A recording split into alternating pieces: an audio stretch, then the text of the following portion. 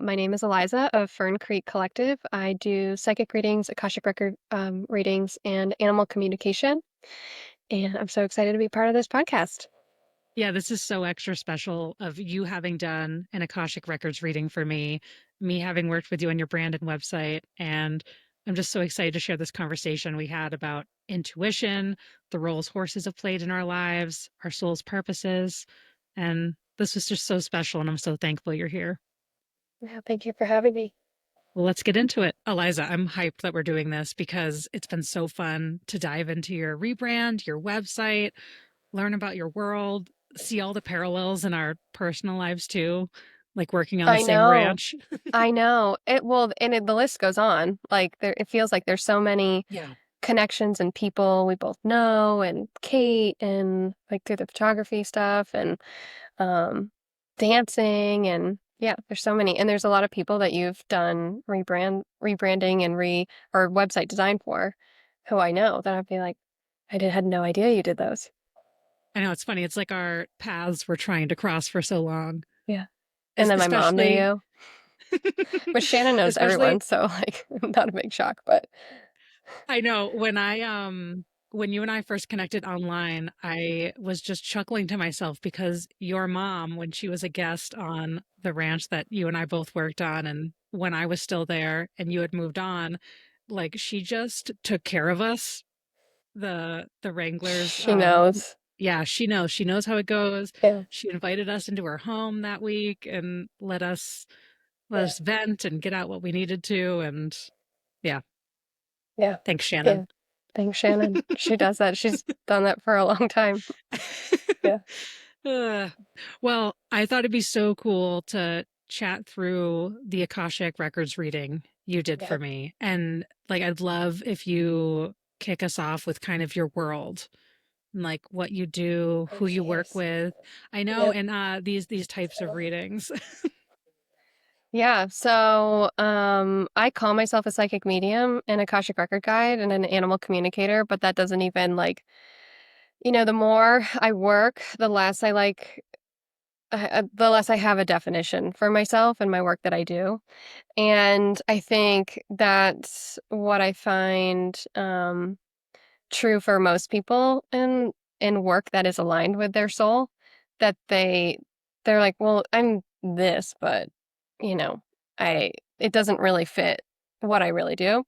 Um, so in a way, I feel kind of honored to be like, well, this is my title, but I don't really have a title. Because I feel like I'm just in the group of many people who are in that boat. And um, I do a lot of different things. I guess I do a lot of readings in different forms, so I can connect with animals. I can talk to animals. So whether they're alive or deceased, I'll do animal communication readings, and then I'll do psychic readings. So um, the thing that kind of got me into this work is, for lack of a better way of putting it, dead people talking to me. So, the connection with past loved ones is a nicer way to put it, but it kind of has turned into something different because my purpose is to teach, and so it's less about connecting people with other people and connecting people with their animals, and more about, I find my readings encompass more and more like teachings through what I'm channeling. Like I'm just channeling teachings. I'm not like all knowing or anything. And so my psychic readings now have kind of transformed and are a lot about the energetic field. A lot about your energy body. We'll go into chakras. We'll go into like clearing energy. So everything, and I listened to myself talk about this in your recording about how everything stems back to a stagnancy in energy. So I like to describe it as a way, like to put it into scientific terms, right? All cancer is a cluster of deoxygenated cells, right? So that when you put it into energetic forms is what we're talking about. It's like energy that is no longer circulating, and it kind of creates like a cluster or like a pinch. It's like a pinched nerve or something like that. And from there, a lot manifests. And the lack of flow, that stagnant energy is always stemming from an emotion that is in our body, from anything from a traumatic event to like I stub my toe and, I feel emotional about it and like but if things aren't moving where they should be moving, that gets stuck there and it manifests into a physical form. So that's why we have more and more medical issues, right? And they're when we're not dealing them at the root cause, the root source. And that's why you hear so many success stories too about people who are going and doing these like extreme things like ayahuasca and they're purging. That's to circulate energy. It's not for everybody. Mm. It's one of the many, many, many ways that we can start to move energy through our body. And so that's been more and more what's come up. I'd say that's like my norm is like sort of pinpointing right off the bat, your energy body is going to come through in a psychic reading and it's going to tell me where they're stuck in stagnant energy that needs to be um, like looked at right then and there. And so psychic readings are from in the quantum field. So that's going to be your current energy. Whereas Akashic Record readings, basically, the Akashic Records are like the OG chat GBT. Like it is the it is where you can get any answer to any question that you have regarding your soul. It is more accurately and nicely and more I don't know, better put as a library. I like that Mm. way of putting it because the collective, everybody has Akashic Records. So I can go into the collective Akashic Records and the Akashic Records can tell me, things about um, everyone, right? As a whole unit. And then I can go to New York Akashic Records and it's a different library, right? But it still has an infinite number of books because you've had an infinite number of lifetimes because numbers don't exist. There's no, like, we go around saying old soul, new soul. There's no old soul, new soul. That's not a thing. Like, time doesn't exist outside of this reality. So, we can go into just about anything you want to within your soul's records. So that's summing it up, and the horses are a huge part of that. The horses and my one of my dogs they're a huge part of that. And that's something I've learned along the way that kind of the hard way, like pushing it away and then being like, oh, actually, they're knocking on the door for a reason. Like they want to be a part of these readings for a reason, and they've been massively supportive. Yeah, the But, other thing I've been so curious about, like especially since having experienced your work firsthand, is the role that place plays in what you do. mhm, Like you've yeah. said before that the Fern Creek cabin feels magnetic and like a center, it seems not just for your life but your work. And Yeah. like I'm curious what it is about that space that holds a certain type of energy for you. Um, that's a good question. It's hard to give a good, like, a direct answer on that because, um, I think more than anything, the cabin's just part of my story, and everyone who knows the cabin, she's a she.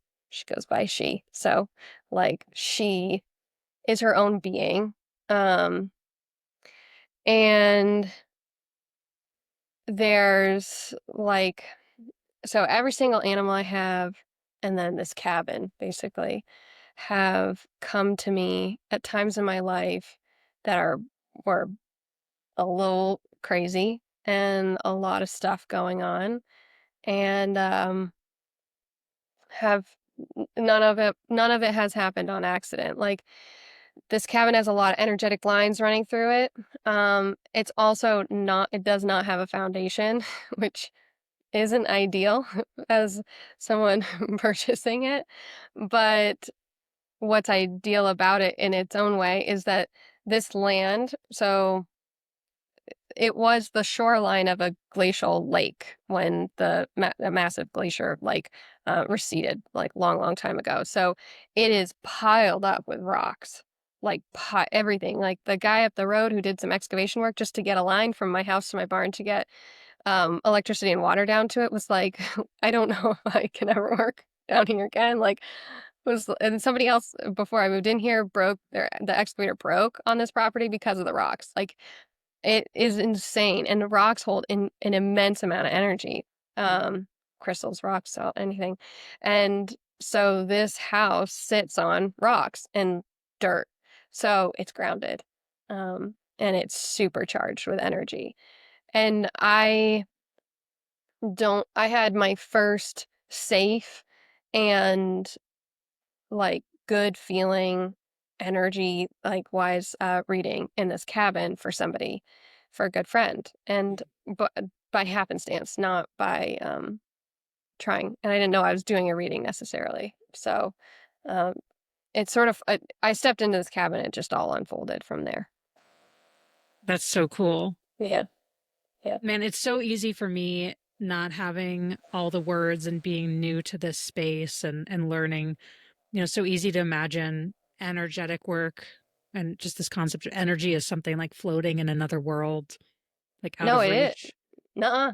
Yeah. No, No, no. but it does make sense that it lives in the body and it lives in the world around us and in how we physically move through the world, the way we show up in our work and like the rhythm of our days and Yeah. what we return to again and again, like places like your cabin and certain experiences. It does make sense. And I feel like the more you and I chat and the more I've immersed myself in your work, I'm beginning to learn a little bit more and have more of the words, like the Yeah. further I go. Yeah, it's funny like how little information we have about who we really are, because it's who we really are. You are energy. Energy is you. There's no separation. It's not around you or in you. It is you. You're no more, no less than energy, right? Like all the pieces and parts of you are put together by energy. And like your soul, your subconscious mind, your conscious mind, your like your body, all of it, how you connect with others, how you connect with yourself, all the ground, the animals. Um, it's all energy. That's all it's all stemming from. And but it's like mind blowing all the time how little, yeah, language we have around it.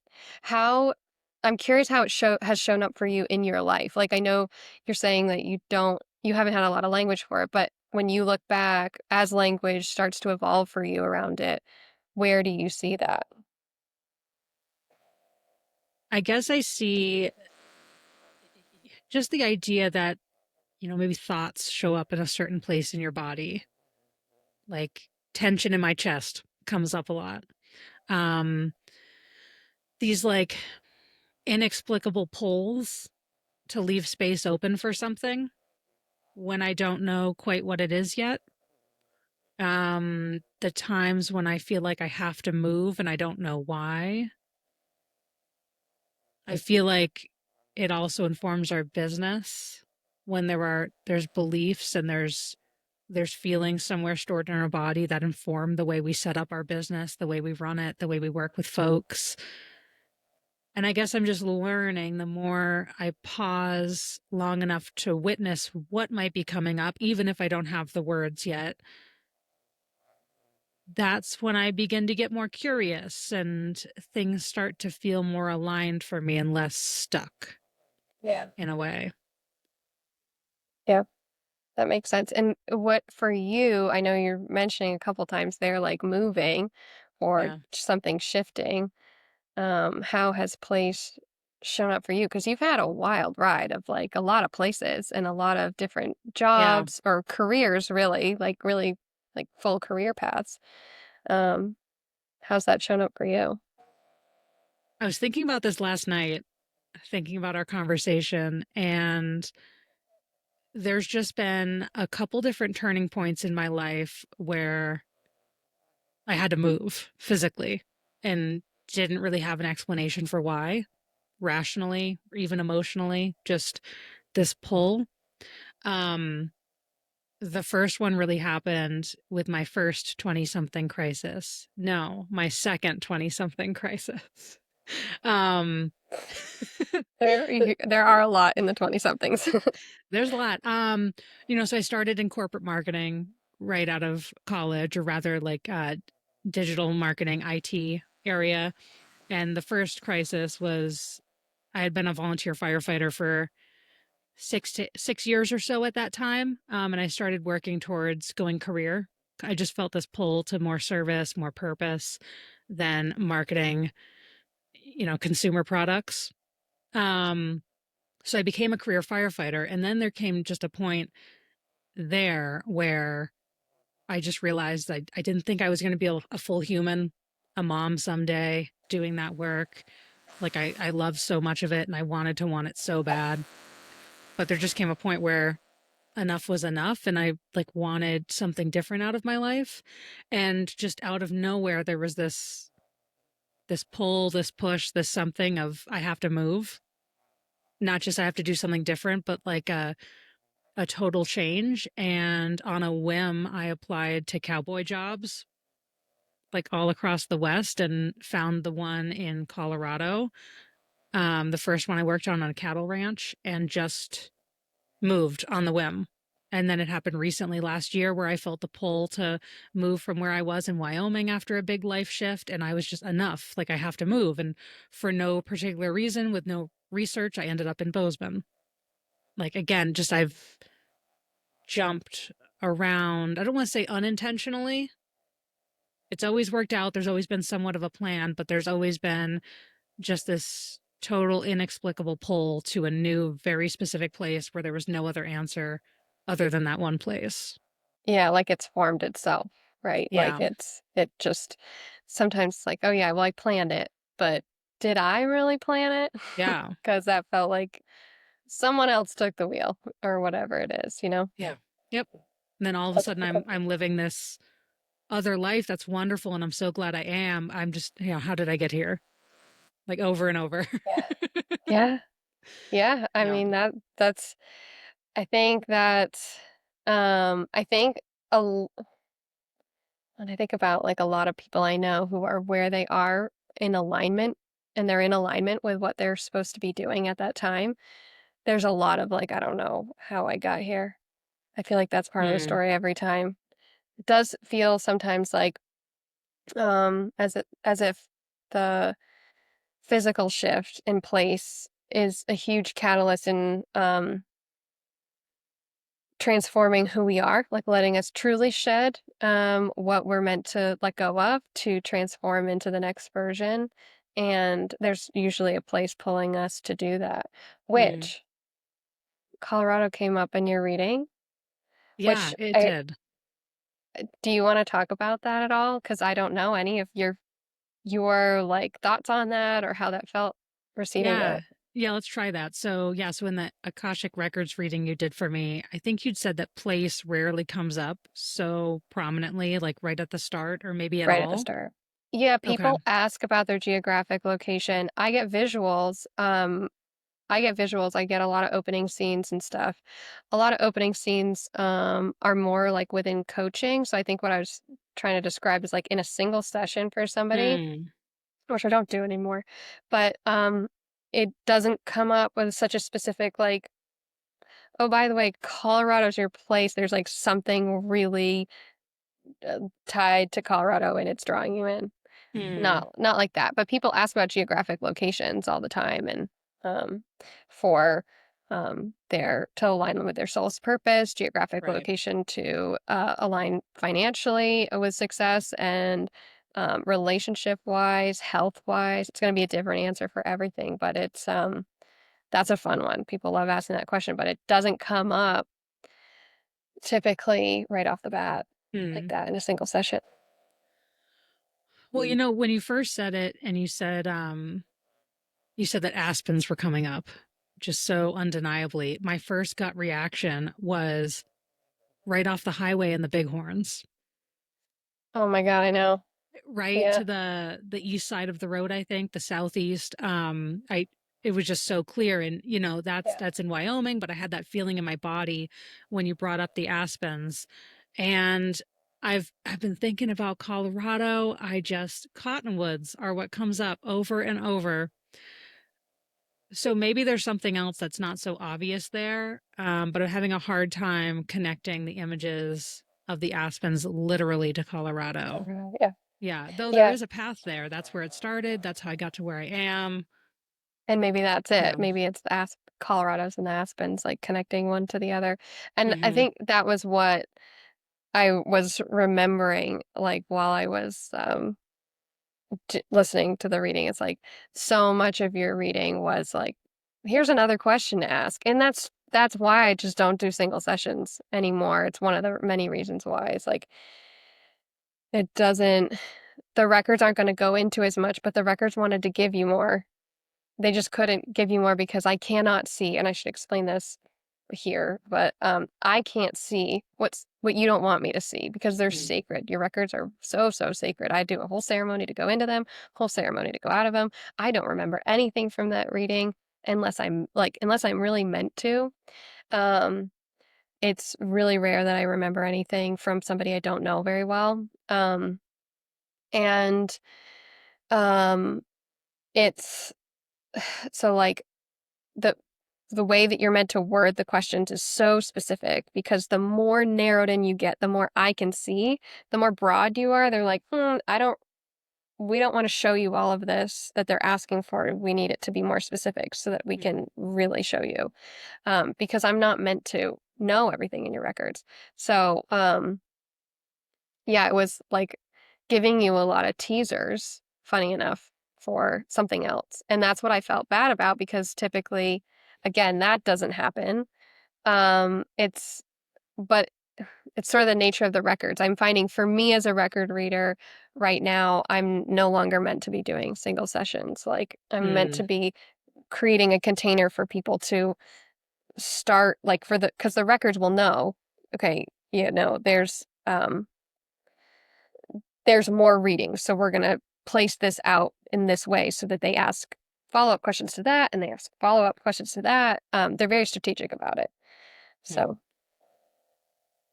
yeah. Well, even so, even not having done the second reading and gotten more into it, there was a lot that stuck out to me so much about just that one. Like, I sat with when you said, what is my soul's purpose? Is that question you have everybody ask? And I mean, I was hyped to ask it because that's the nature of my work is really like getting in there deep with folks and yeah, what is their true purpose beyond their offerings, beyond what their brand does or something. So I'm obsessed with that world. And so when you shared that my soul's purpose is to reimagine and not just transform or bring new shape to something, it really felt like a mirror to the way I do work with clients and when I feel most lit up and what I truly have always believed my soul's purpose is. Not just creating from scratch, creating out of thin air, but Yeah. witnessing what's already alive in someone and their story. Yeah, So I was it all was for that. and I remember you when I was re-listening, I was remembering that like the way that that came through was just like bam, it was so fast. Sometimes I'll sit there and I wait because everything comes to me, so I sit there and I wait and it comes. Here's just like this, and uh, it's fun to do Akashic Record readings for people I know. It's super fun for me to do them for like really good friends. I love it. I don't like doing psychic readings as much for close people because it's a little more left up to interpretation sometimes, or like maybe that's not the way to put it, but people might take things of like, well, you already know that, right? Whereas the Akashic Records, Sure. I'm not there. So there's no way I'm not pulling it out of thin air, right? And, or making more of it than it is. And so it's really fun because I'll be like, it's almost like I'm another person over here. And I'm like, oh my God, that's so cool. That's so cool that that just came through for you. Are you seeing this? Because I'm seeing this. Like, that's how it feels. And so to have that come through so quickly and be like, oh my God, I know that she already does that. So that's really cool. Like, she's already aligned with her soul's purpose. That is cool. Yeah, I can appreciate that after especially you and I having worked together through my own process. Like now that we've been in both of each other's worlds, it's cool to see that we both really are so aligned with what we're meant to do. Yeah, I know it is. And yeah, how do you feel having that land and having had some time now for that to show up in your day to day? Did it feel like it charged you a little bit or did it feel like it grounded you a little bit more into it or just validated what you already knew? Well, it took me a second. It took me a second because again saying, I don't create something out of nothing. And my first reaction was, well, don't I? don't I create something out of nothing? When folks just, you know, bring me a story, bring me their offerings, and I kind of create custom out of nothing. So I took it a little literally. And then in the days following, the more I thought about it, no, it really, like, the whole nature of my work, and, you know, something I've been sharing about over the last year or so as I've really specialized down into the way I work with folks now, is that, like I said, I witness the stories and the art that's already alive in the way people show up in the world and the way they serve their people. And that's so true. And I just led like a brand strategy and storytelling workshop here in Bozeman. And it was fun to bring people into that process and say, look, we're not making a story up. We're not just crafting a brand story so you can sell and grow your business. Like, we're witnessing what's already alive in what you do so you can Yeah. feel great about it. So Yeah. you feel so confident and have this clarity because it's coming from within. And now we're expressing it in a way that's going to connect with your people. Like, that's a Yeah. really special thing. So the reimagining felt really true because we can look at what we do and say, okay, I'm a photographer or I'm an artist, what have you. This is what I offer. I just offer things that people put on their walls or their iPhone screensaver, and I offer photos. But, and, you know, some people go further to say, you know, you offer the moments captured and whatnot. But some go, if we reimagine it, reimagine really what the experience can be. Some go so far as to communicate that they truly hold up a mirror to the version Mhm. of ourselves that we don't see yet, Yeah. give us the opportunity to express ourselves in a way that's been waiting to come out. And there's all these deeper stories that are alive that, if we take the time to witness them, they're exactly what our people have been waiting for but didn't have the words. And I think there's a reimagining in that. Yeah. That's really beautifully put. That's yeah, it it felt, having experienced your work, it felt like I was like, "Okay, here, Amy. Here's here's me." Like, I don't know, it's my whole, like, because my work isn't a career path I worked up to or anything. It was like, "Well, I don't know, here's my entire life since birth." And, oh, just also my soul and everything else, and by the way, this and that, and then it's like, "This is the way I see it," and you're like, "But what if we saw it like this?" And I mean it down to the colors, like, remember I was like, "No, those colors are too sultry and deep for me." Like, I don't want it to be too mysterious, like, I'm already confusing. And, then you were like, "Okay, yeah," and did it up in the colors that I wanted, and I was like, "Oh my god, no, those aren't it." And so just the fact that you were able, and you had already pinpointed, like, these are the colors I'd go with, and it seems really simple, but to see myself wrapped in that color design was like, "Oh, I got it." That's so nice that someone sees me like that, because I think the other one was, like, very representative of not taking myself too very seriously, because that's always gonna be that, or it might not always be, but it has been part of my journey, is how do I professionally show up and be, like, introducing, like, the simple things, like introducing myself, and somebody says, "What do you do for work?" Like, that's a really hard thing in what I do. It's really hard in some rooms, and, um, so to go into it and like, feeling like I was pretty confident in what I do, and then being like, "Oh, actually, I see all of the little cracks where I'm still learning to fully show up," and literally color was a huge part of that journey for me, and it's insane how powerful that is. Yeah. I love how you said being wrapped in the colors. Yeah. Like, that's the goal, is just that the brand holds you and lets you express what's already there and lets you serve from a place that feels good. Mhm. Yeah. What you had said to me when we first started working together on the brand that it was really important for you to be seen in a more concrete way. Mhm. So, yeah, like, what else does that feel like now, to have that more visual and energetic physical container through like the brand and the website? Um it, it's added, it feels like, it feels like it added a, it feels like it gave me something to stand on. I think, um, I a lot of people are like, yeah, it's just so like great. You're just doing it, right? You're just going out and you're doing what you want to do. And I think a lot of people are waiting for me to be like, just kidding. I'm not a psychic anymore. Like, I'm going to go do another job because I've had a lot of different jobs. Like, I've been a chef. I worked at like a dog. I worked at DOG, right? When I was living in Bozeman, I know a lot about canine nutrition. I've worked primarily with horses, and I've done a lot of random, seemingly random stuff that has all contributed to what I do now. But I'm not wavering on this one.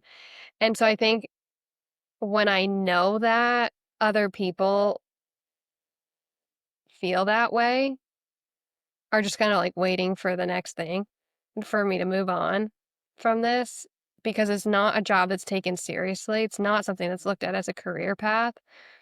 It's looked at as a lifestyle, and it absolutely is a lifestyle. But I am, um, well, I'm a Taurus, and among other things, also the way that I was raised. If I will just do this and I will make it happen, and so there's this duality of like I'm stepped into a world that is shaky because women primarily have fought so hard for their place in the world of being seen um, through our innate expression of intuition and psychic abilities, psychic senses.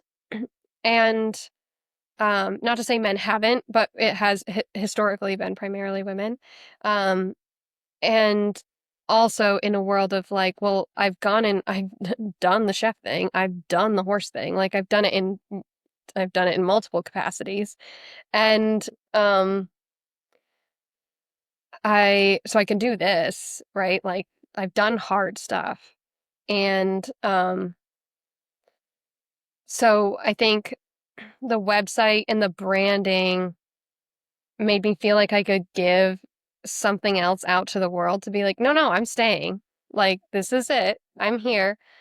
Um, when I really break it down, like that's what gave me I think the most juice, like the most like, you know, um, excitement to say, no, I've invested in who I am right now, who I am at this moment in my life, and I'm investing in who I'm walking into like constantly. That is my path right now.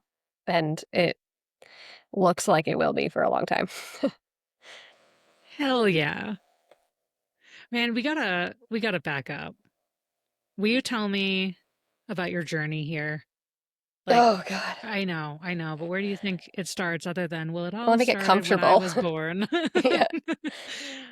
Yeah, because Yeah. also myself having such a winding path across seasonal jobs and different things, like I get it. And I'd love to hear yours, where yours brought you.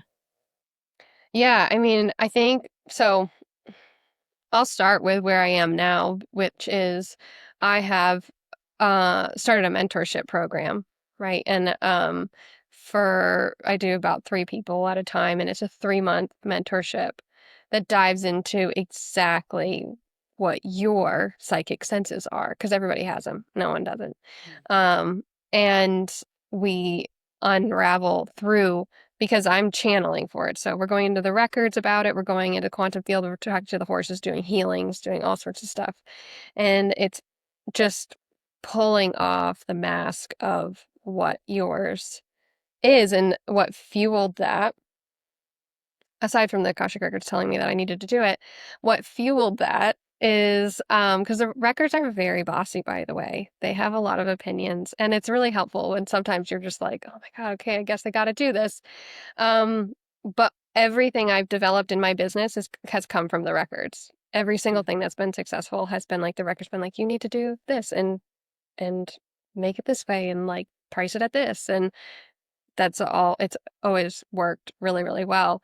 Um, but aside from that, it's all been driven by me having taken a long, hard road full of fear. And um, I just want to do whatever I can to alleviate that for other people because of what I okay. Question I get a lot from people is, well, do you have a mentor? Do you have somebody who taught you? And I'm like, every single time I've ever tried to have a mentor or tried to have somebody kind of help me along the way, it has fallen through like something, like that never worked out. And also, anytime I've tried to learn from others, it has limited my ability to embrace what I am able to do because no two people are here to do the same thing at all. You cannot compare yourself to somebody else um, at all within this work. It just is not possible. We are all here to complement one another. Um, and, or else we wouldn't be here. Like, you cannot be a duplicate. And so when it comes to like my journey was like I had a really good upbringing, had a really good life and everything.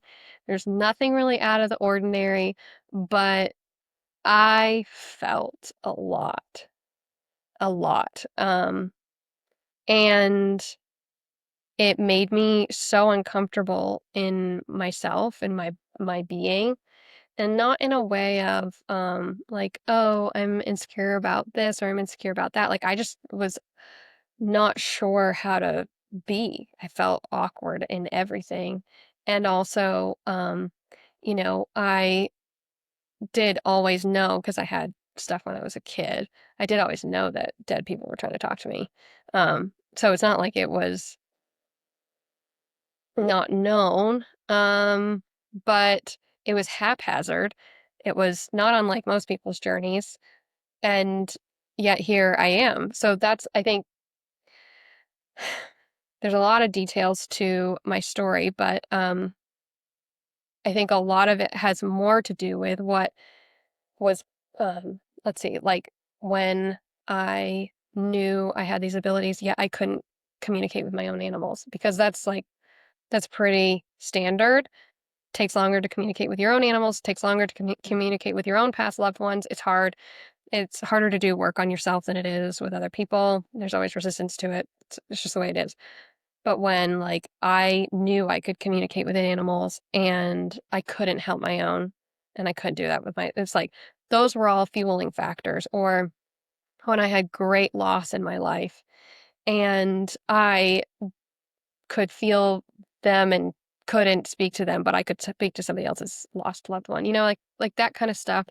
And a lot of fear and a lot of self-doubt and a lot of like kind of wondering like, it's like I lived in an in-between, I guess is what I'm trying to say. It's like I lived in between this, like, knowing that I could do this, but, like, really, truly not believing that I could. Because I also was not like, my family's incredible. I was not raised in a family that believes or speaks about this work. This was not normal. Hmm. I didn't see it at all growing up. No, like, nowhere. Um, and so it's not like it was something that I was intrigued or curious about. I was petrified of it, like actually petrified of it. So, yeah, I can get into details if there's any like specific questions, but it's so broad that it's hard for me to like get into the nitty gritty of it. No, that's fair.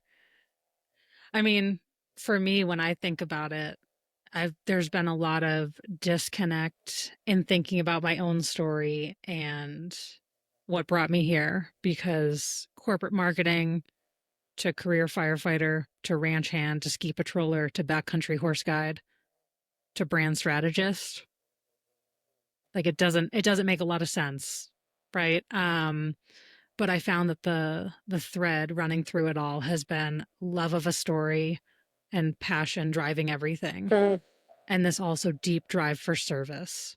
yeah, Like service has always made sense to me, and it was very clear and obvious on the fire department. It was a little more subtle um, in on the ranch, the first ranch I worked on the cattle ranch, but there's stewardship for the land and service to the animals, and yeah, that service in a pure form, hospitality on the guiding ranch, ski patrol again, medical service, and now here it's hospitality. It's really committing myself to my clients and letting passion and story guide our work. And so there's been these themes, yeah, beneath it all that have helped me, I don't want to say make peace with my winding journey, but make sense of and know how qualified I am to do what I do, despite having simply freelanced through all those years over the last 13 years, doing what I do in websites and logos and now brands and deeper strategy. But sometimes you look at what you do and you say, well, there's people who have been doing it professionally longer than I have, or, what have you. There's all different ways I feel like we can rationalize away our credibility to do Hmm. something. Yeah. So, Oh, absolutely. Yeah. Yeah. And I think, like I can't dispute that everything that I've done work-wise has led me to the work that I'm doing right now, but so has literally every single thing in my life. yeah. Like that's why it's hard to pinpoint because like you say, it's service for you. I don't it's not I don't I love serving people. I I love that. It doesn't feel like the common it like I think a lot of people would think that it was something like that, but it's not, and I haven't pinpointed what it is right now. I feel like it's always changing. But everybody, I mean, everybody has a common thread. Everybody has something pulling them toward, like you're being pulled towards something, right? You're being given opportunities to see your purpose and to see why you're here. Um, and you're also entwined with that, being given opportunities to clear karmic ties. You're being given opportunities to align with soul contracts. Like there are so many things going on at once that it all is influencing our lives. And we have infinite number of possibilities of how our lives go. So there's like the macro and micro choices throughout. So a macro choice might be like moving or like leaving a relationship or something like that. Micro might be like having a bagel instead of toast or bread, like sliced bread. It's down to that influences because you think about the ingestion of that and how that influences the way that you move through your day and how that like whatever it is, it's either giving you fuel, holding you back, being processed a certain way, how your body is processing that meal, even though it seems so minor and that it wouldn't even matter, it matters. Everything is influencing the direction that you're going on. And so, it's like, it's impossible not to see threads. And it's also, I think, um, well, yeah, I think it's impossible not to see threads. Hmm. I think that I think that it's important to always sit and look back and know that, um, let what's been guide you forward, right? Because if you can look back and you see synchronicities, then you only have reason to trust. Yeah. Yeah, but it's not, I mean, for folks like you and I who this is the nature of the worlds we live in 24/7. And I don't know about you, but I can never turn my mind off about thinking Mm, about how stories are expressed in the world and yep. what it means for us and who it'll connect with and whatnot. But I don't think it always comes so second nature to at least the No. folks that I work with, right? It's not as easy as saying, well, there is a thread, just find it. And I think that's why people come to people like you and Yeah. I. Yeah. Oh, yeah. Yeah. Yeah. And I know, yeah, that's true. Thank you for saying that because it's very true. It's not just as easy as finding it on your own. I think like we're not if we were meant to live solitary lives and not be in support of one another, we wouldn't be in a world with so many people, right? Like, and we wouldn't have family units, we wouldn't have friend groups. Mm. We're meant to support each other and find um the networks that are supportive to us, um, and let them support us, which is the key part. What do you think about the intuition that allows you to do what you do and see in others what they don't always see in themselves. Like, what do I think about my own intuition in that, or intuition in general? I guess specifically in your life, in your world, in your lived experiences, like how do you see it play into what you do? How does it feel for you? Do you know why you know? Do you just know? How does that work for you? That's a good way to put it. Yeah, I do know a lot thanks to the Akashic Records. Um, so one of the so I'm here to teach, right? And I think I'm just starting to get my footing in that. Um, because I had to realize that I didn't need to know, like me, my conscious brain, I didn't need to, because it's impossible for this brain to hold all that plus all that's going on in the world all the time. Not happening. I needed to understand more and more that, well, we have a lot of different ways in which we remember, right? We remember, so like our womb is a huge place for women where we remember from past lives, especially in our womb. So it, without going into detail, has a lot to do with our psoas muscle, muscle of the soul, how that's all embedded into our network. A lot comes through epigenetics, like through the when we are in the womb, through our mothers. And then we have a lot tied to our soul. So there's just so many layers. We're not meant to just know everything in our brain. And so knowing how and where I was meant to remember that the work that I'm teaching has more to do with the past lives that I've had than it does with my current life, of translating memories, translating information through memory that I have Mm. from other lives, and trusting others to do that too. So that's what I'll do with my animals as well.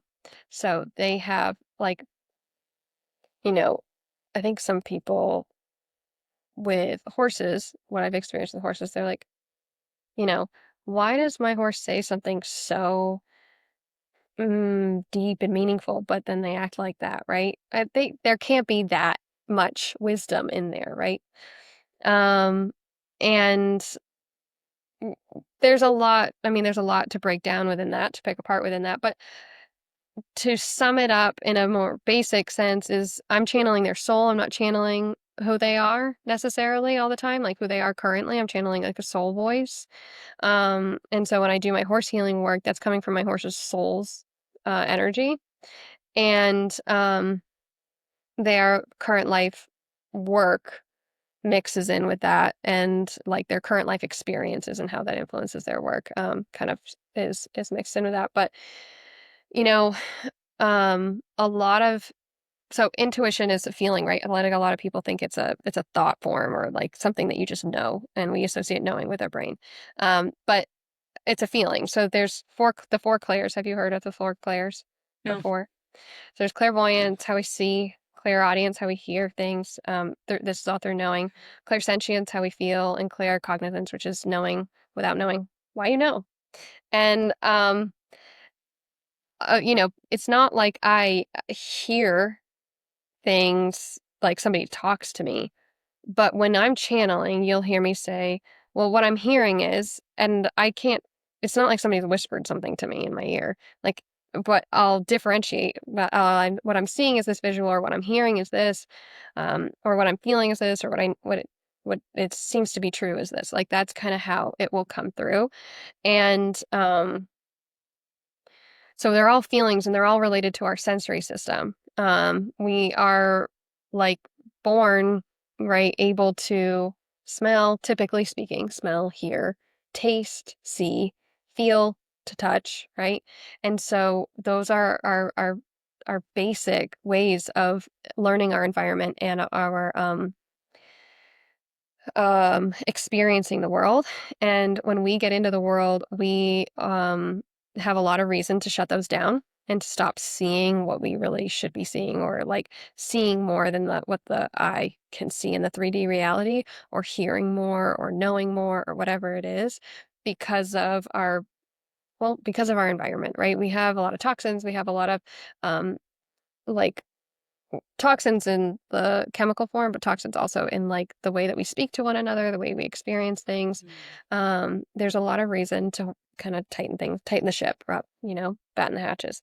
And so yeah, the intuition as a whole and how it like influences, I guess my work. Or wait, what was your question again? I'm getting off topic because I'm trying to cover so many things. I can't even remember what the second part of your question was.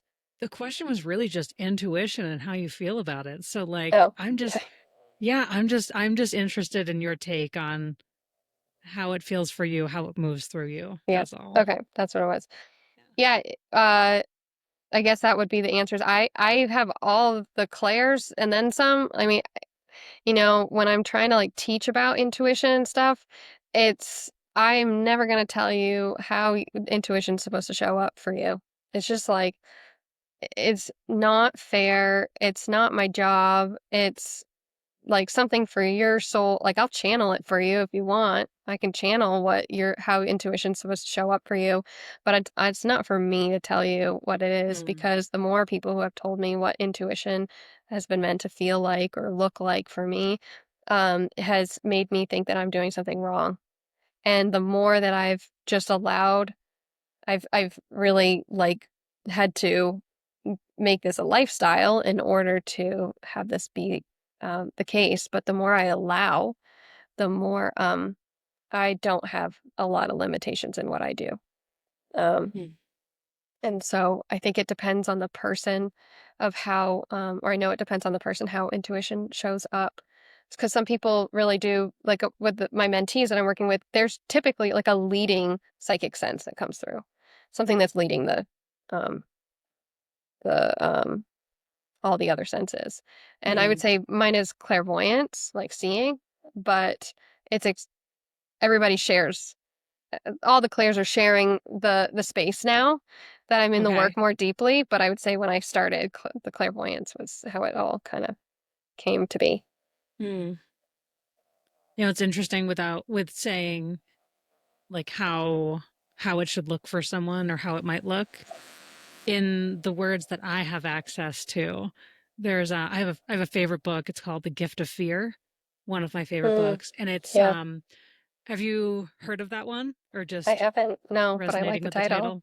Yeah. Yeah, it's by a guy who's in like private protection bodyguard services, and at this point in his career he's doing kind of like post incident consulting. And at one point in the book, he's talking about how humans are the only animal who rationalizes away their intuition, right? Like Yeah. deer in the like so at just a very base level, like instinctual, deer in the wild will rarely hear something, go on high alert and say, I mean, sometimes they do, right? They put their head back down, but things don't just go, I think danger is nearby. Yep, danger's nearby. I'm just going to keep on doing what I'm Mm-hmm. doing. Usually Yeah. they've, teased out, okay, it's safe, or I think it's safe. I'm going to go back to what I was doing. But humans, like, say, like an adult woman will see elevator doors open and without rationally knowing why, just get a feeling in her body of, I should not go in this elevator with this person, with, say, this man or whoever that's in the elevator. And the example he gives is, we want to be polite. So we don't say, I'm just going to take the stairs. I'm going to wait for the next one, or don't say anything because we don't really owe folks an explanation when we're considering how we feel or what our safety feels like. We put ourselves in a soundproof, exit proof box made of steel, traveling through space with this person who's given us this instinctual feeling of unsafety. Mm-hmm.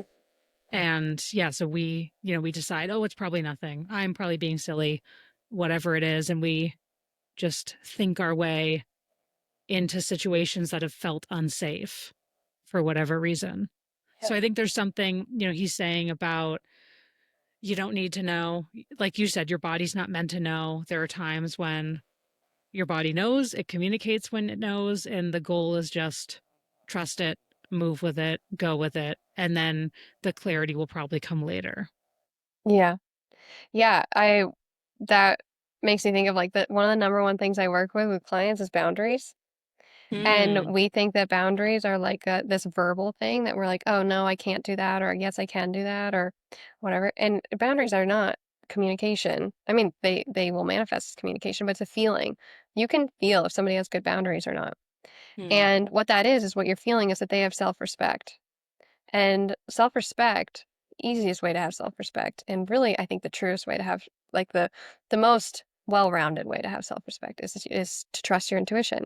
Every single thing and everything that I do comes back to trust. If somebody I always say if somebody asks me one thing that I want to tell them about what their journey, like what they should look into in their journey or like how they should connect with their intuition, anything, it like every single thing, no matter what it is when it comes to energy, is trust. You have to trust. If I didn't have trust, I couldn't do my work. Not for a second.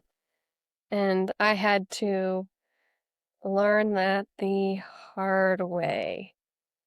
Which is Hmm. another thing I like to guide people on because readings are validation, right? And so the readings are helpful of like, oh my gosh, yeah, okay.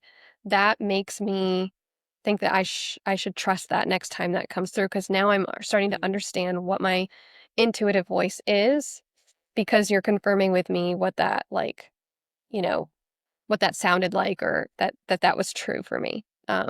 So yeah. So this also makes me think about the part of your reading where we talked about the adrenaline and Yeah. how that shows up for you and how you balance that with intuition or if you think that you actually really have at all. Um, yeah. Yeah. I mean, that instantly connected too, because again, if you think about the careers I've put myself in, the things I've prided myself on of being part of my identity for so long, like all these hard jobs, being in the elements, um, being up constantly, not being on a regular eating schedule, like ranching, fire, Yeah. like high stakes stuff, or things where you're putting your body through such hard experiences. I loved it and I was addicted to it. Um, the higher the stakes, the more fulfilled I felt when I was living back then. And when I left specifically the fire service, I felt purposeless if I wasn't in situations where I or the people around me were in danger, Mm-hmm.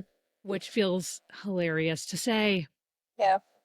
I got so much of my identity, so much of my purpose from that. And I loved it so much and I wanted to be good at it. I respected those who really were and had committed their life to it.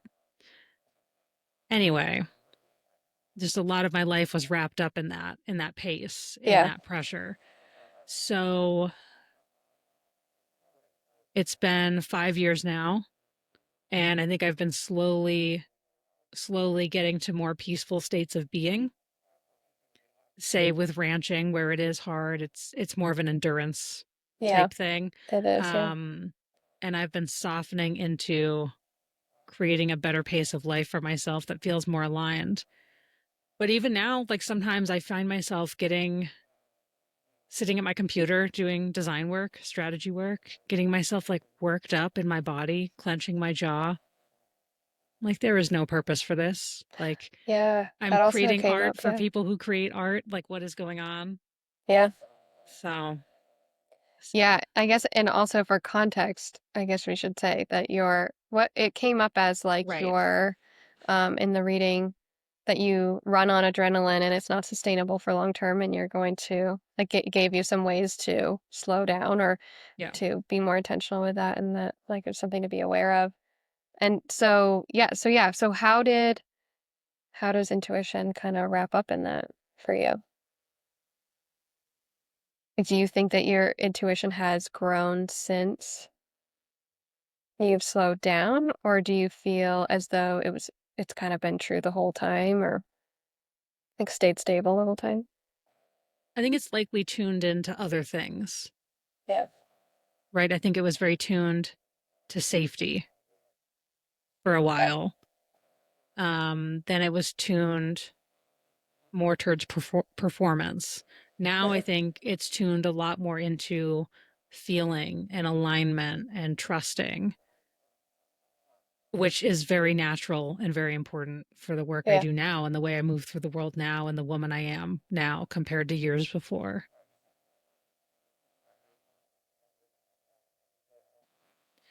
One thing you had said about just intuitive in your body flowing movement. Mhm. Like, I mean, in recent years, I've loved when you're doing a yoga or mobility class where they have you just like release what's in your body by shaking, moving back and forth, like whatever it is. And they give you those periods in between to just move in whatever way feels right. Mhm. Like that's always felt so good. And I've wondered more than I should just implement and test. Just work things into my life of what would it feel like if I made that part of my day more, Yeah. midday in my work day and try to design that more around the way I want to show up versus a high performing 8 to 9 hours a day. Right. Yeah. And which, well, and the records gave you that. They were like, yeah, this is Yes, what you should chanting and dancing, the somatics. they did. Um, but I thought that was interesting too when I was listening back to it about which just didn't come up in the reading, but I was thinking about how something that's been coming up a lot in readings recently is women in business in particular, women who come to me to form business plans and Mm, you know figure out through the records what they are going to do and how they're going to set things up is setting things up through your cycle because we the 9 to 5 is based on men's hormones, right? So because men's hormones go with the sun, a daily cycle, whereas women's hormones go with the moon, which is like a typically 28, which is they say average, but everybody's is quite different and average 28-day cycle. So we are literally not meant to be in a 9 to 5. Like that is not where we are creatively most successful. When we develop our business plan and our strategy and our schedule around our monthly cycle, our moon cycle, um, even uh, whether you're bleeding or not, right? Whether you're menstruating or not, um, it is a much more effective long-term plan. It's where we don't have as many like I see a lot of women who come in business and they're like, I have peaks and valleys and peaks and valleys and peaks and valleys, and I have the same thing. And when you're able to tap into your moon cycle with that, it's like, phew, phew, mm. which is That's interesting. it's Like, promising. yeah, it's promising. And it's also, but I was thinking about how with your reading, when I was listening to it, how it's like, yeah, the movement, the hip movement for you, did that resonate? Well, the logical part of me says yes, right? It's something I'm Did you still want to fight it? working on. No, because logically it makes a lot of sense. Right? I'm sitting all the time. There's movement patterns in my workouts that are limited by my hips. There's things I witness in my body and the way it moves where that just rationally makes sense and I can't deny that. Yeah. So yeah. Yeah, no, 9 times out of 10 with women, we talk about well, 10 out of 10 times when it comes to business, we're talking about the womb Mm. and all of it's held there, because it's trying to talk and we don't let it. So it's where we, like I said, remember a lot of information from. It's where we connect into our creative energy. And when we let it guide us, we have a lot of success in that. And so, which is harder, it's easier said than done. It is a very hard thing to do. Um, I try to do it and I keep messing up. So, like, I'm not out here being like, oh, it works because I'm doing it, but I see it work for other people. And whenever I can do it, it works really well. But I thought that that was interesting to wrap in with the adrenaline for you. Yeah. Yeah, so when it is working for you, what's working? Um, the spikes in hormones really, like, when we are trying to put ourselves in that like, I mean, my not that my work days are 9 to 5, but when I'm trying to, like, fit a ton of stuff in and everything, I'm blocking energy from coming to me. I'm blocking all sorts of stuff from coming to me. Whereas when I'm in that cycle, I'm able to receive information more clearly. Um, I'm able to create more, so much more. And I just have more energy for it all. I have more um, ideas, more ability to connect, all of it. Yeah. Being with us both being client facing folks and structuring our days, I think all the time about how available I want to be to my people, Yeah. right? When people reach out, they need something, like the things we work on are really important to them and to their audience and their future, their success, and I want to be available to support them through what comes up. Probably too much sometimes is how much I want to be the one to support them, because I just care so deeply about it all. But the more I experience, like you said, when my schedule gets booked up, when I'm doing too much, when I do say yes to everything, I have to say no to other things that matter because I've done too much, or Yeah. I get into too much of a cycle of doing for too long. I don't know. So I'm definitely exploring what the best balance of that is so I can show up for myself, show up for the people who need me personally and professionally. Yeah. It is a really hard balance, and yes, I feel you on that. I think you talked about that within another episode too, like how people connect with you, whether they reach out, Yeah. through text or DM or whatever. And it is it's tricky because I mean now I have it structured so that um only certain clients can like have that access to me, and we have the discussion of like my mentorship clients primarily, and it's like, yeah, you get access to me all the time. You can send a voice note to me in the middle of the night or text or whatever, but you have to know that I'm going to receive it when I'm ready, and Hmm. vice versa. So, that if there's an emergency, then you preface with that, right? But otherwise, we connect with each other outside of our meeting times when we have that capacity to do so, and I'm I trust myself to show up 100% when I'm ready. So I want you to know that I'm going to only receive that, and I want you to trust me. I'm only going to receive that when I have the capacity for it. And I hope that can be, reciprocated. So, because I think it allows for more creative flow because the way, I mean, people are like, I just woke up and I had this dream and I needed to tell you. Um, so it's not like oh, this can wait. It's pretty timely stuff to send over, but Yeah. it is a tough, I think before the mentorship, like having to have those conversations, it was really, I was like, oh gosh, I don't know. I just don't know. Do you have any like tips or tricks or anything that you like to lean on within that? Because the thing is, it's like also feel like I should say, like I love my clients. That's the thing. It's I not know. the I get so invested. Like it's not the like, "Oh, I don't want them to bother me." I'm like, I want to be fully in this with you, body and soul, like at all Yeah. times. And it's a problem. Yeah. Today I was literally a past client reached out, and I love when folks have, future new brands they want to work on, or their husband or someone else in their life has another business they want to work on together.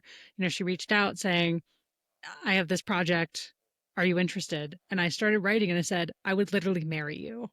And I was like, all right, I'm going to delete that a little bit. Chill And I out. was like, I Yeah. would do literally anything with you. Yeah. um, chill out. That's But yeah, that sums it up though. yeah, yeah, I'm so invested. My cell phone number has been huge for me. So I think that's what I was chatting about with Kara of Deja Revel Yeah. recently, where very few clients have access to my personal cell, which is the only phone number I have. It's my personal. And I really prefer like unscripted, random voice memos when we both have the space back and forth. Maybe we get on a riff and then, we say like, let's get on a call now. If it feels right, we both have the time and scheduled meetings because Yeah. that's when I feel best. And of course, like I have my inner circle of my peers and different folks I really trust who have my number, you included. Yeah. Um, because yeah, I just feel very safe in those collaborations and friendships.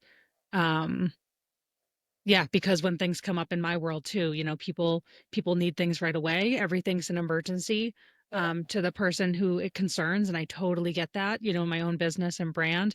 But the way I work, and I think the way I'm most set up to serve people to the best of my ability and the best that they deserve is when my phone is not ringing all Yeah. day long, or I have so many voicemails to respond to and whatnot, and so many, say, structured communications like that that are dinging and calling my attention. Yeah. So that's been a boundary for me. Yeah. As much as I struggle with it, I want to give it out, but I know. yeah, Yeah. All of my clients have, well, all of my regular clients have my number. And it is, no one's really disrespected that yet, but yeah, well, here we go. It's gonna happen now. But um but no, it's been good, but like um it does, for somebody who was really bad at responding to texts, like I've had to up my game and it takes a lot of energy. I mean, the yeah, the wanting to be like, that's the beauty of me, right? In my work is that I'm fully invested in you. If you're if you're engaged, like it's the same as you. It's like that, it's kind of partly why you come to me is because I wanna be here for you. All of me is here.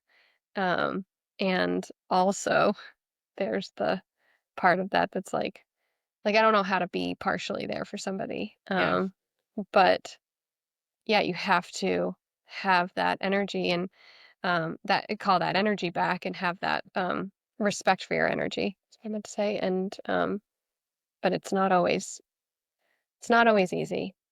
It's I feel like it's been a constant learning curve for me, and I think also just like figuring out with clients. So you also have clients who like come back to you, right? And you have these people, and how to navigate the, "Okay, I feel like we're friends now because yeah, I'd like marry you," but also, there has to be in order to do the work, there has to be some sort of professional relationship, and, it's been good for me to navigate. It's been really good for me to navigate, but it's also definitely a big part. It's not something that I expected to be trying mm. to figure out all the time and having constantly change. Yeah. I feel really lucky because everyone that I've worked with that I've then developed like a deep friendship in real life over, I haven't felt that encroaching on boundaries. Like we both pay each other full price for our services. Yeah. If there's the working relationship back and forth, we respect working boundaries. We dive into personal stuff, but it stays in the vault, Yeah. as something that's been confided in personally. And so I feel really grateful for the people Yeah. who've come into my world like that. Yeah, Yeah. and that's the other piece is, I guess, on the flip side, it's like I've made some of my best friends through this work, Yeah.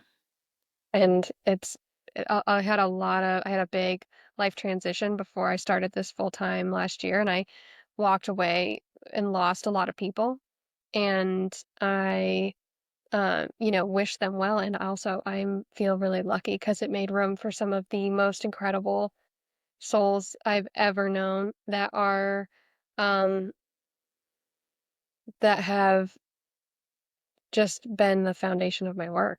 They're cheerleaders. They're not people who are like, "Oh, that's cool that you're doing that." They're like, Yeah. "Get it. Get after it. Like, what else can you do? Do you want to try this? Try that?"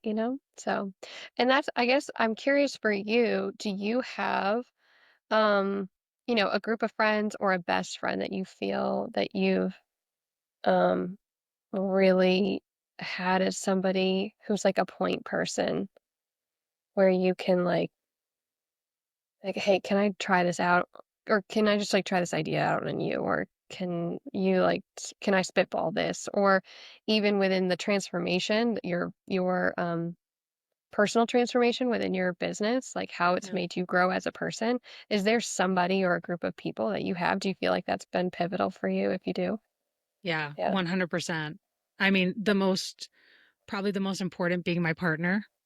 Yeah. You know, my boyfriend now, we're both so invested personally and professionally and in each other and in our relationship, which Yeah. we look at as a separate entity, like a third entity. There's us and then there's the relationship Yeah. that we have to nurture. And he and I fly around the country going to different things for professional development, personal things, because like we were talking about like place is a big marker for us and investing in a physical change and immersing yourself in something Mhm. to know that life will never be the same after it. That's huge for us. So to have him in my corner where we're carving out time to work on each other's businesses, like Yeah. dig out what's in each other's souls and needs to be expressed in the world, like that's a beautiful thing. And then I'm lucky to have an incredible best friend who is my hotline for everything, especially with horses. The more I learn about truly caring for them of your own 24/7. Yeah. Um, and then in business, Chelsea of Lady Folk is my Oh, ride or yeah. die. Yeah. Yeah, she's my brand messaging, copywriting go to, and just her and my lives have paralleled at the literally down to the month, almost the week, the same ups, downs, trauma, loss, successes. It's incredible how parallel our journeys have been and like how well we work together. So like she's all in on Unbridled and Yeah. I'm all in on Lady Folk with her. That's really So cool. I love my crew. Yeah, I think it's really important. And I'm always curious to hear people like who they have in their corner and what role they feel they play. And um, I think um, it's a good way of getting a sense of somebody and their priorities in their life, Yeah. of who they have and how they're supporting them and where they're supporting them. Um, yeah, that's really nice. Yeah. Yeah, I've been wondering about your horses as part of your yeah, support system, like wondering yeah, how they replenish your energy through the day. Because both of us are so freaking lucky that we work so hard that we can have our horses yeah. outside the window. So, Yeah, it's eh, I'm just thinking about this winter when I felt like it's a lot. It's a lot. Like I will say it has not been to have my horses on my property doing this work with me has been constant investment. And so they replenish me. I mean, I'm still learning how to receive the work that they give my clients myself. That is something that I have done in little bits, but not like haven't done like a full session on myself. It's a tough one. Um, and I mean, I ride. Like this is one of those things that's like people think I'm an animal communicator, and so I must not want to ride like horses, you know. It's abuse or whatever. And that's a topic I love to talk about because my horses love to be ridden. My horses love to work. And I have an eclectic group, so I get to do a lot of different things with them, um, and and work with them in very different ways. And that replenishes me because primarily, I would say, because I think people expect me to say, "Oh, I receive the same work that my clients receive from them," and I'm still learning on that. What mm, still replenishes me is the work that I learned how to do with them before all of this, and who I was before all of this, which is a horsewoman and somebody who did a number of different, things in my life with horses in different capacities, and I mean, traveled everywhere with horses, and, um, so getting to what I love is, I love working with horses to bring them to their fullest expression, which of course, right? I do that with people too. Makes sense. But I've always loved that and asking them what they want. And now I can quite literally do that. But before it was always reading them. And so now when I can quite literally do that, plus I can read them and their bodies and what they're needing for support, it's really fun because I have a background in competition, right? And I also have a background like competing through eventing. I have bit of an understanding of like just being around ranch people on ranches and kind of more Western approaches or more like natural horsemanship, Western approaches and stuff like that. And then also like I've been a manager at a therapeutic riding center. Like I've done a whole range and I've learned a lot from that of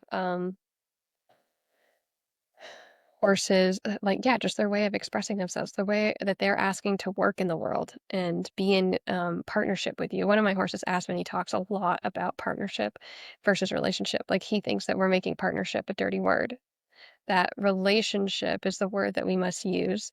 Partnership is only the word that we use, which I do this too. So it's not like, everybody uses partnership now, right? But partnership is, like, true what how he describes it is, like, it's when when being used is not in the vocabulary, so if you look at most relationships, there is a usefulness to that back and forth, that relationship. There's a usefulness on both ends or one end or whatever it is, and he says true partnership is only partnership when there is no existence of usefulness, because if usefulness exists, uselessness can exist. And when uselessness can exist and has the potential to exist, fear has an opening. And so most people are in relationship. So they're in a relationship where there is some sort of usefulness to that relationship, and that's really common at a foundational level. Obviously, there's usefulness in some ways, but at a foundational level, there's usefulness, and that's like a leading reason why two people are together, right? You can rationalize why you're with that person. There's Mhm. usefulness in there, right? And so it's like if that is true, then it's not partnership. True partnership Mhm. is when usefulness does not exist. Therefore, uselessness could never, and it just is. It's true. Um, and so, um, yeah, I try to he's sort of like my guiding light. He's my big wisdom boy, and I try to listen to him in that and understand a lot about how my horses are um, here for me through him. It's tough though. It's not easy to receive that much like from your own horses all the time. Like I think we think it is because it's easier to ride your own horse than it is to ride somebody else's 9 times out of 10, but it's not easy to receive from your own horse as it is Mm. to from, like, another someone who's not your own, who's not part of your little tribe. Yeah, I can see that. And so I imagine horses will keep being a part of Fern Creek for a long time. But Yeah. what's your main hope for people who encounter this next chapter of Fern Creek? Oh, that's a good question. I think, well, in the line of horses, like, I do hope that more people are able to experience their work because It's it's like big time stuff. I mean, I have people who have a horse healing session and the next day and the following days they're sore like they've had a workout. Like they're sore um in their bodies because it's that deep. It's that intense and it uncovers a lot. It integrates a lot. A lot of what I do is integration work because we're taught in this world, in the spiritual world, to like cut cords and cut things out and let things go. And there's a lot of language around that. I still use the language of letting things go, but really what we're doing is integrating. We have to assimilate. We have to let things like actual like karmic things and life lessons. They have to integrate into our being so that we don't repeat them. And so the horses do that really seamlessly, which means that we feel it really like more in a more physical sense sometimes.